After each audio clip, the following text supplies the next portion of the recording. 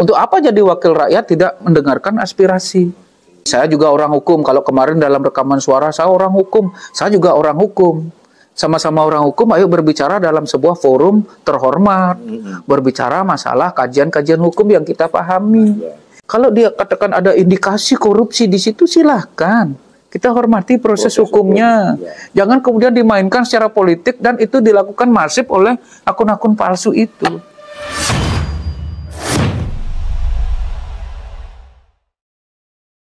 Kembali bersama Jarak Podcast. Kali ini kita kembali hadir menyampaikan ada beberapa pembahasan terkait dengan dalam kutip suhu politik belakangan ini di Jemberana mulai meningkat pada saat-saat penghujung pemilu. Ya, telah hadir bersama saya Ketua Komisi 2 DPRD Jemberana dari fraksi PDIP yang sekaligus juga kembali mencalonkan diri menjadi anggota legislatif, Bapak Ketut Swastike. Om Swastiastu, Pak Tut. Om Swastiastu, Haji. Ya, kita langsung aja pembahasannya, santai sambil ngopi. Yang pertama kan terkait dengan Pak Tut kan dikenal sangat vokal, sangat intens berjuang untuk memperjuangkan masyarakat Gilimanuk, terutama terkait dengan tanah yang mereka tempati hingga bisa mendapatkan SHM.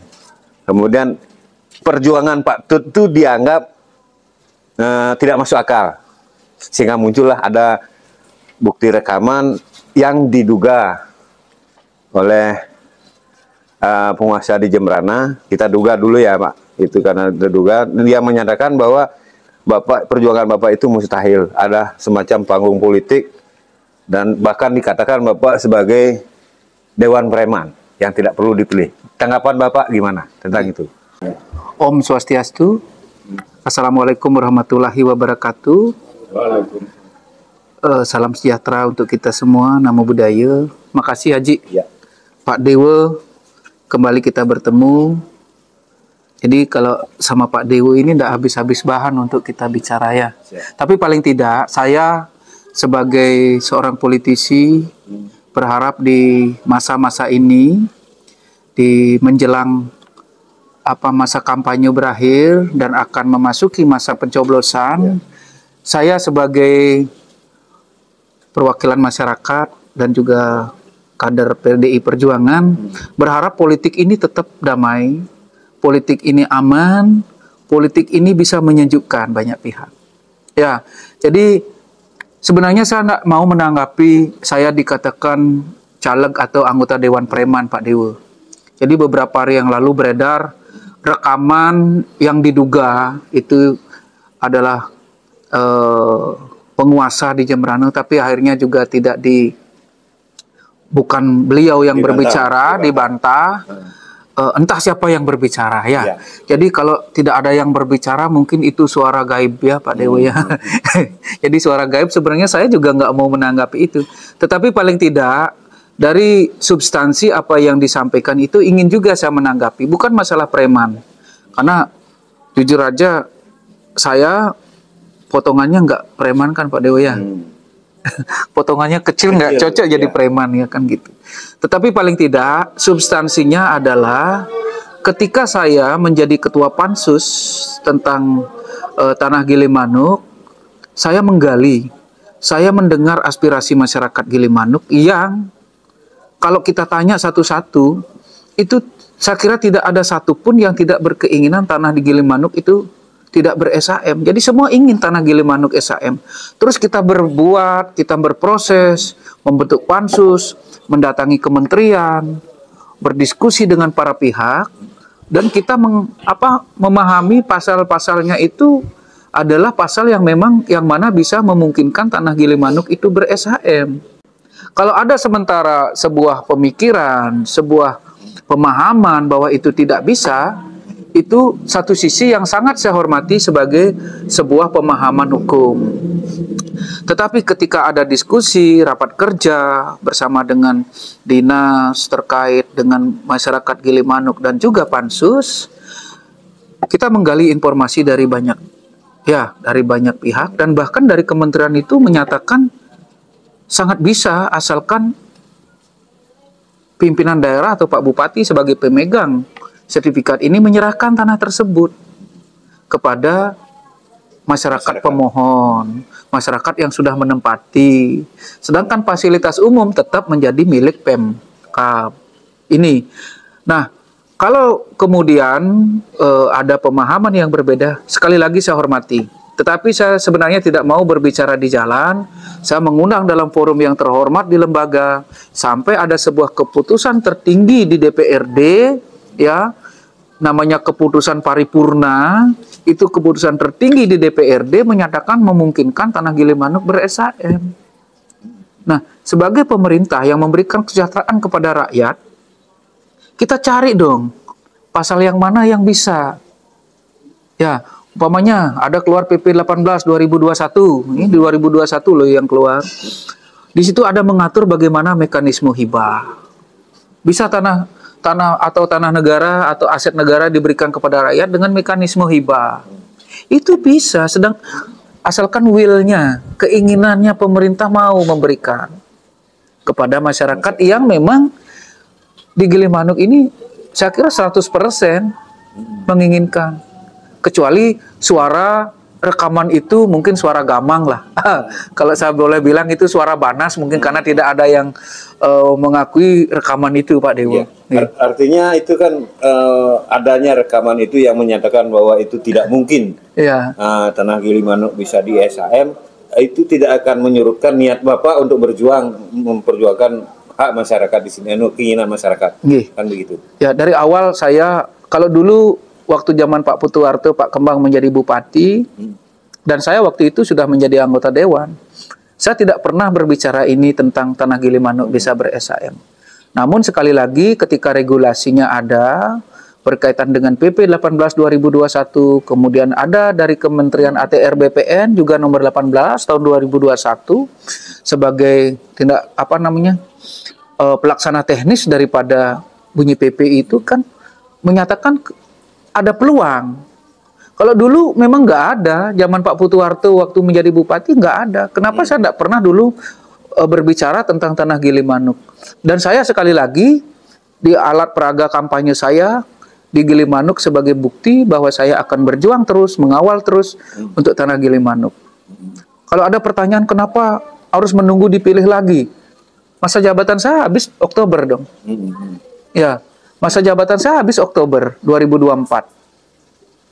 Nah, tentu setelah 2024 ini sampai 2029 tidak surut langkah saya untuk berjuang. Ya, apakah nanti kita berbicara tentang undang-undangnya ke pusat dan sebagainya, ataukah kita mempelajari lagi aturan mana yang memang memberikan kewenangan atau memberikan kesempatan kepada Gilimanuk ini bisa ber-SHM. Jadi kenapa menunggu harus dipilih lagi? Jabatan saya kan mau berakhir ini 2024. Nah, sehingga kalau saya 2024, 2029 masih di situ, terpampang sebuah semangat moral saya, janji perjuangan saya itu adalah untuk memperjuangkan kebutuhan masyarakat Gilimanuk. Jadi biar nggak lupa Pak Dewo ya. Walaupun misalnya berada di komisi lain gitu. Ini bukan komisi lagi berbicara, tapi lembaga DPRD yang memang dalam hal ini ketika ada penyerahan aset daerah itu harus ada persetujuan DPRD.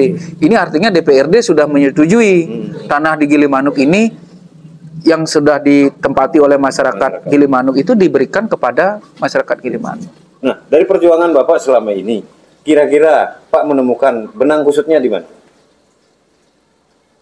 Sebenarnya kalau kita urai ya, dari sisi regulasi, kita sama-samalah memahami yang mana yang memungkinkan untuk Tanah Gilimanuk SHM. Jadi hukum itu dilihat keinginan pemerintah itu mensejahterakan masyarakat. Kalau kita ingin memberikan Tanah Gilimanuk ini ber-SHM, ya kita pakai dong pasal yang memang memberikan. Ya, jadi tidak akan ada, saya nggak mau dipenjara. Kan begitu rekaman kemarin. Saya tidak mau, kalau itu bisa saya bawakan investor dan sebagainya. Itu kan bukan omongan seorang yang punya keinginan untuk memberikan hak rakyat. Itu loh. Iya. kesejahteraan kepada masyarakat. Kalau kita berkeinginan untuk itu, pakai dong pasal. Ya, pasal mana yang bisa kita gunakan penyerahan aset daerah itu kepada masyarakat. Selesai di situ, ayo kita bersama-sama. Kenapa untuk ke depan memaksimalkan perjuangan pada masyarakat Gilimanuk, kenapa tidak eksekutif legislatif bersatu saja? Lo tanya di eksekutif besok ya? Ya Pak Dewa. Kalau di Dewan ada keinginan untuk bersama-sama dengan sangat ingin ya. Saya secara pribadi sempat saya ngobrol juga baik itu kepada bagian aset, kepada Pak Bupati saya pernah sampaikan, ayo Pak kita duduk bersama. Tapi sampai saya berbicara hari ini belum pernah dalam satu forum meja, forum ruangan bersama untuk membicarakan itu secara resmi. Masyarakat sangat berkeinginan untuk itu, ada audensi lah. Mereka diterima, bisa atau tidak, disampaikan dalam rapat tersebut, bukan berbicara kemudian di media sosial. Apalagi disampaikan oleh, mohon maaf saja, para buzzer dan akun-akun palsu itu. Ya, jadi diskusinya terhormat, karena ini kepentingan untuk rakyat. Bisa atau tidak rakyat yang akan menikmati itu. Artinya ke depan semestinya bersama-sama untuk menemukan aturan yang jelas sehingga bisa memungkinkan untuk di SAM kan. Iya. Untuk saat ini statusnya bagaimana? Status tanah saat ini? Iya. Ya, kita masih HPL ya. Masih HPL. Nah, terus untuk luasnya sendiri? 86 meter. 86 meter yang dimohon untuk dari sekitar 2000 KK. Paling masyarakat itu ada yang 3 are, 3,5 are. Ya, itu 1 KK bisa ditempati ada satu kapling 3,5 are itu bisa 2 KK. Mereka mohonnya sangat logis untuk tempat tinggal mereka. Jadi jangan ada kekhawatiran setelah diberikan nanti dijual dan sebagainya. Kalaupun HPL ini ada yang jual beli. Ada juga yang jual beli, bukan ketika status SHM aja jual beli. Artinya proses jual beli itu bukan artinya tidak perlu dikhawatirkan ya, menjadi katakanlah menjadi hambatan untuk artinya membantu masyarakat dalam proses. Kalau itu kan terlalu mengada-ada lah sebuah alasan. Ya dimanapun kalau orang lagi butuh, mungkin ada kepentingan atau sudah tidak diperlukan lagi aset itu ya dijual. Kan begitu. Terus ini kan yang kita untuk menepis isu di yang berkembang, termasuk mungkin dari bukti rekaman itu kan, artinya Bapak hadir di Gilimanuk hanya sekedar panggung politik untuk memanfaatkan situasi. Nah, kemudian yang itu kepentingan itu tidak akan mungkin terwujud. Untuk menepis itu, apakah memang benar baru-baru kali ini aja Bapak berjuang atau memang sudah sejak lama Bapak memperjuangkan untuk masyarakat? Belum. Kalau dibilang sejak lama saya tidak pernah. Kalau sekali lagi saya bilang, semasa Pak Putu Harto menjabat, saya tidak pernah berbicara tentang tanah Gili. Bahkan saya menyatakan bahwa tidak bisa. Ketika Pak Kembang dulu debat di pencalonan bupati, itu juga menyatakan jelas tidak bisa, sehingga masyarakat di sini memberikan respon negatif juga kepada Pak Kembang pada saat itu karena menyatakan tidak bisa. Nah, kemudian adalah semacam surat ya menyatakan bahwa bisa. Kalau diupayakan tanah Gilimanuk ber-SHM, ada sebuah janji politik seperti itu. Nah, saya tidak mencari panggung politik yang tidak mungkin untuk bisa dilakukan. Ya, di Gilimanuk tanpa harus saya berbicara gitu, saya juga dalam hal yang lain saya banyak berinteraksi dengan masyarakat di Gilimanuk. Tetapi saat ini kan kebutuhan masyarakat Gilimanuknya yaitu saya sebagai wakil wajar dong menyuarakan itu. Kemudian apakah proses ini kemudian berhasil atau tidak, itu tergantung dari sebuah bagaimana saya berjuang dan mengawal. Apakah kemudian masyarakat memilih saya juga belum tentu, Mas Pak Dewa. Jadi ketika sebuah proses ini berjalan, apakah serta-merta masyarakat akan memilih, juga saya tidak tahu. Tapi masyarakat kan sudah cerdas untuk itu. Ya, ketika ada wakilnya atau caleg yang berbicara seperti itu, Ya udah, masyarakat cerdas menilai. Ayo dong para caleg di Gilimanuk ini juga bersuara sama. Bahwa ketika menjadi wakil rakyat, mampu memperjuangkan kepentingan rakyat. Jadi di Gilimanuk ada 18 caleg. Kalau 18 caleg di Gilimanuk ini bersuara sama untuk itu. Ya, itu sangat besar. Kan begitu logikanya. Untuk apa jadi wakil rakyat tidak mendengarkan aspirasi? Nah, artinya kan begini, Pak. Bapak memperjuangkan tanah Gilimanuk bisa ber-SAM. Berarti Bapak sudah melihat ada celah di situ. Ada, Pak Dewa. Berarti logikanya sekarang ini bukan hanya sekedar janji-janji. Iya. Harapan-harapan palsu, harapan semu yang diberikan kepada masyarakat. Kita berbicara terkait dengan payung hukum. Ya, regulasi. Saya juga orang hukum. Kalau kemarin dalam rekaman suara saya orang hukum, saya juga orang hukum. Sama-sama orang hukum, ayo berbicara dalam sebuah forum terhormat, berbicara masalah kajian-kajian hukum yang kita pahami. Kan begitu. Kalau dalam rekaman suara kemarin saya orang hukum, saya juga orang hukum. Ya, di belakang nama saya tuh ada MH juga. Iya, betul. Kan begitu, Pak Dewa. Oke. Nah, kalau Pak sudah melihat ada celah hukum di situ untuk memenuhi keinginan masyarakat Gilimanuk menjadi SAM. Apa yang semestinya harus dilakukan? Kalau Pak sendiri kayaknya tidak mungkin mampulah istilahnya. Apa yang harus dilakukan? Ya, sekali lagi bahwa tidak mungkin perjuangan ini berjalan sendiri-sendiri. Ya, saya sebagai kader PDI Perjuangan mendengarkan aspirasi ini tentu didukung oleh semangat partai, semangat kawan-kawan di fraksi PDI Perjuangan. Dan ada juga beberapa partai di fraksi di lembaga ini yang mendukung perjuangan itu.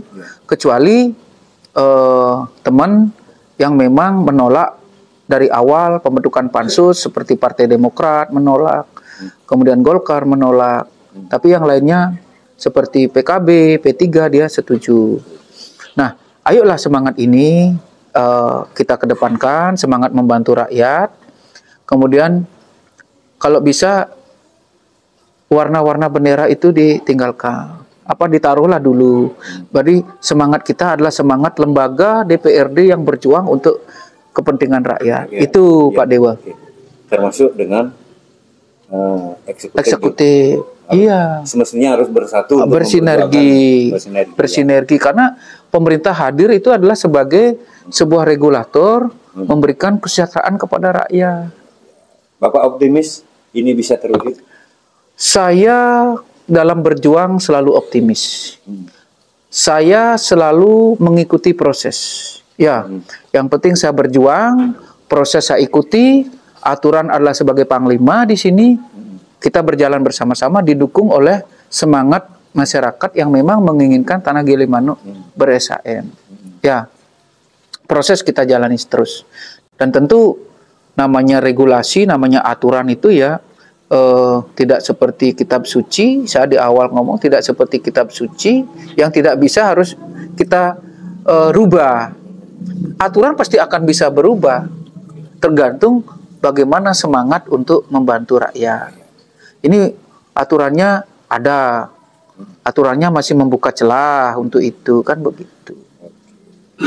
Nah, kembali ke persoalan yang pertama, kan ada rekaman Bapak disebut Dewan Preman. Ya, tapi maaf, bukan Bapak sebenarnya dalam rekaman kan tidak menyebutkan itu. Apa memang mengarah ke Bapak atau gimana?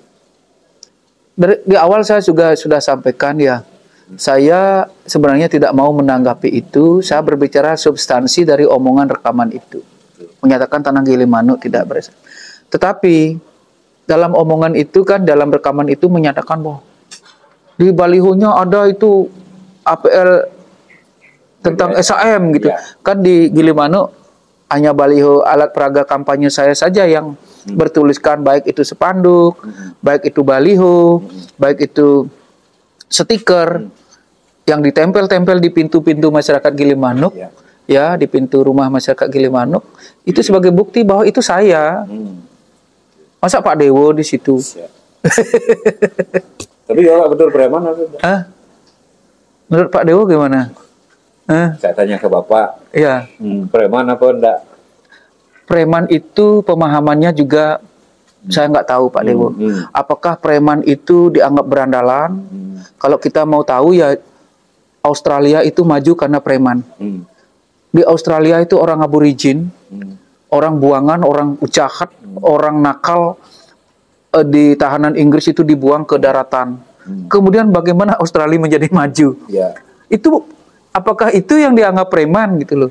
Apakah preman itu tukang palak dan sebagainya, kan begitu sekarang. Tergantung isi kepala yang berbicara itu free man. Sebenarnya kan free man, orang yang bebas, bebas berekspresi, bebas berbicara. Kalau disederhanakan menjadi preman. Bebas memperjuangkan hak masyarakat. Apakah preman itu dianggap adalah orang yang berjuang untuk rakyat dianggap preman? Saya juga tidak tahu. Tanya kepada rekaman suara itu. Ada tambah lagi. Kenapa sih yang berlalu kan? Menteri Hibah. Oh ya. Nah, kemudian di penghujung, ya mendekati penghujung perhelatan politik pemilu legislatif ini kan, kemudian diebohkan dengan munculnya, ya dugaan atau berita-berita yang tersebar bahwa terkait dengan hibah.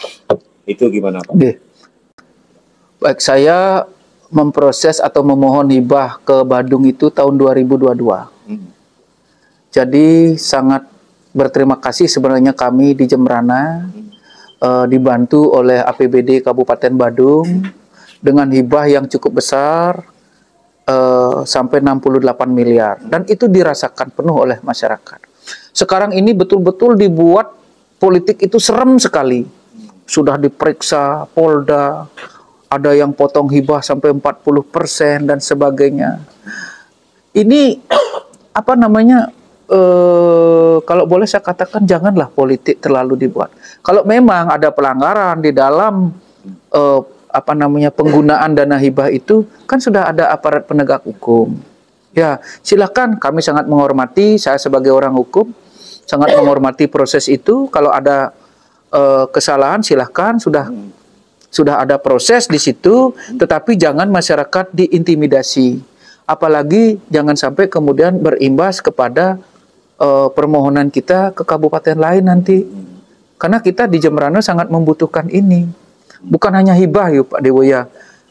Sekarang tahun 2024 ini Bupati Kabupaten Jembrana juga mohon BKK ke Badung sebesar 83 miliar. Untuk apa itu? Untuk perbaikan jembatan yang kena banjir kemarin. Ada pembangunan tempat suci, baik itu Hindu, Muslim, ataupun Buddha dan Kristen. Kemudian ada perbaikan Gedung Bung Karno. Nah, sekali lagi ini sangat bermanfaat. Semestinya jangan terlalu dimainkan ini sebagai sesuatu yang serem politik ini, tetapi bagaimana ini bermanfaat bagi masyarakat. Ya, dengan uang yang beredar itu ya, ini dampak ekonominya luar biasa juga. Kalau saya hanya urusan untuk politik, saya dikatakan tukang potong hibah dan sebagainya, itu saya sangat menghormati ada proses hukum. Ya, saya naik mobil katanya mobil dari hasil potong hibah. Saya lo ada hotel, saya lo ada kebun, saya lo anggota dewan sudah 3 periode. Masa saya tidak mampu hanya untuk beli mobil? Artinya Bapak mengharapkan bahwa ketika proses hibah ini ketika ada diduga ada bermasalah, hendaknya diselesaikan secara hukum. Silahkan.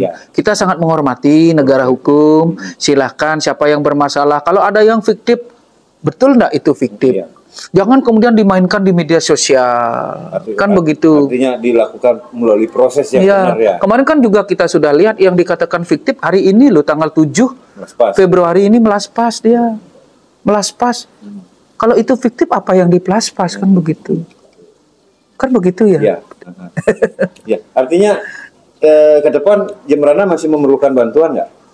Kita sangat berkomunikasi dengan kabupaten lain, dan tentu Badung dengan program Badung Angelus Buana, Badung Berbagi untuk Bali ini sangat luar biasa. Bahkan Bupati Badung ya Pak, Kabupaten Badung memberikan bantuan itu bukan hanya untuk di Bali saja, di IKN juga ada, di Malang juga ada, banyak ada.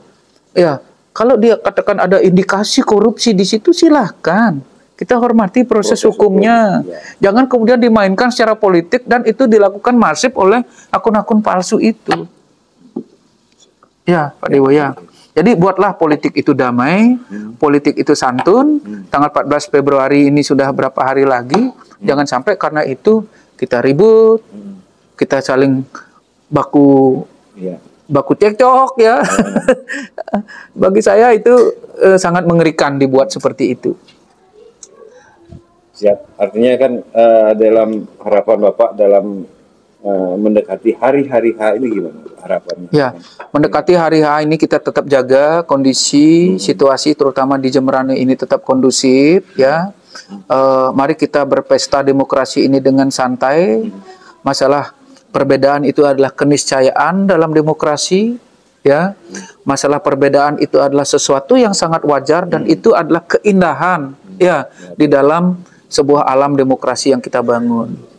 Jadi saya selalu mengedepankan berpolitik itu dengan damai, dengan santun. Tidak pernah saya kemudian menjelek-jelekkan. Ya, mudah-mudahan banyak media yang menyampaikan perdamaian ini kepada masyarakat sehingga perbedaan itu tidak berlarut-larut. Perbedaan itu hanyalah keindahan dan seni dalam kita berdemokrasi. Oke, nah demikian tadi perbincangan kami dengan Bapak Ketut Swastiko, Ketua Komisi 2 DPRD Jemberana, Ketua Pansus, Ketua Komisi 2 DPRD Demanan dan juga Ketua Pansus Tanah Gilimanuk yang sekarang kembali mencalonkan diri menjadi anggota legislatif dari Partai PDIP Perjuangan. Tujuannya beliau terpilih akan kembali maksimal untuk memperjuangkan untuk masyarakat Jemberana sehingga tanah yang mereka tempati bisa menjadi SAM.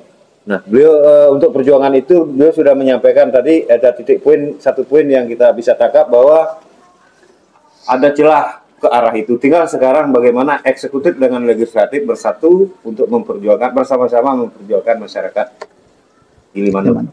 Sekian, sampai berjumpa kembali. Om Santi, Santi, Santi.